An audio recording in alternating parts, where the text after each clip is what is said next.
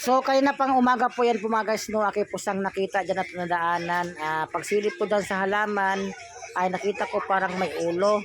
Kaya huminto po ako dyan sa lugar na to. Pagtingin ko po ay isa po siyang aso nga para siyang naipit at ang baba niyan ay parang kanal.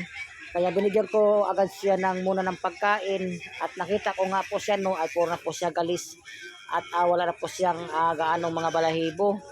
Kasi yung lugar na yan ay isa po siyang kanal. Buti na lang po at hindi umulan kanina kasi nga malakas talaga yung tagos dyan ng tubig. Buti na lang po ay mayroon po sa dyang basura. Dyan po nga siya nagtatago sa may halaman po, no. So mayroon po tayong kausap pong isang shelter. Pumayag naman po siya na doon po ilalagay yung aso.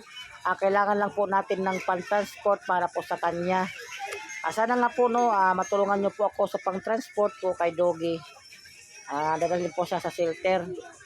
So makita nyo man po, talagang nakakaawa yung kanyang mukha. Akit po siya ngayong kukunin at i-rescue para po pagdating po ng pag nakabuo po tayo ng transport ay atin na po siyang ipadala po sa shelter. So puyot ko sa diyang pinapalabas, no, kasi nga yung lugar na yan ay isa po siyang pader na mayroong kanal. Kaya tinakpan po yan dyan ng parang yero kasi nga baka po mahulog po yung mga tao dyan. At yun nga po, no, siya nga po yung nahulog dyan sa lugar na yan. Kaya pilit ko talaga sa diyang inuha at saka napatulungin ako sa iba pang mga taong dumadaan rito para po siya ay makuha natin.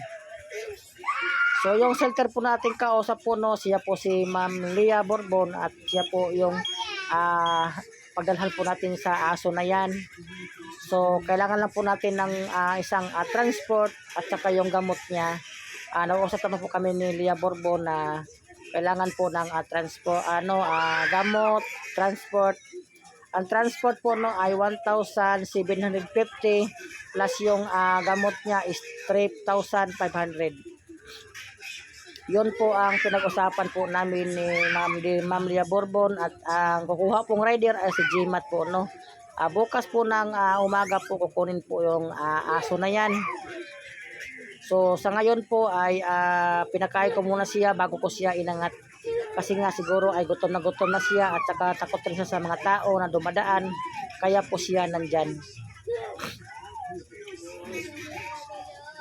So maraming salamat po sa lahat po ng tiwala sa akin at saka yung aso na yan. Mag-update po ako kapag nandoon na po siya sa shelter. Kasi nga yung iba kasi nanghingi daw ng update kapag nandoon na sa shelter. So wag po kayo mag-alala po, no. Mag-update po ako pag nandoon na po yung aso sa shelter. Pero sa ngayon po kailangan lang po natin ng isang transport at pabili po ng gamot. So magtulungan po tayo po sa transport at ilalapag ko po yung aking GCash dito para po makapag-ipon tayo at pag makaipon na ay madadala po natin siya sa shelter. So medyo mahaba nga itong video po, no, kasi nga ayaw nga ni Doggy dyan kumain, parang nahihiya pa siya. Kaya medyo lumayo po ako ng konti at hindi mo sa kanya nagpapakita para po siya ay makakain. Nasa ano po siya, no, nasa kanal, yung dating kanal na wala na pong tubig at nakalagay po dyan ay puro na po mga basura. Sana nga po, no, magtulungan po tayo para po sa transport. Yun lang po ang ating hiling sa inyo, magtulungan lang po tayo para po madala na po siya sa shelter. So binigyan ko naman po siya ng tubig at saka dog food. Pero sa ngayon po ay nahiya po siyang kumain. Pero maya po, no, ay kinain naman po niya yung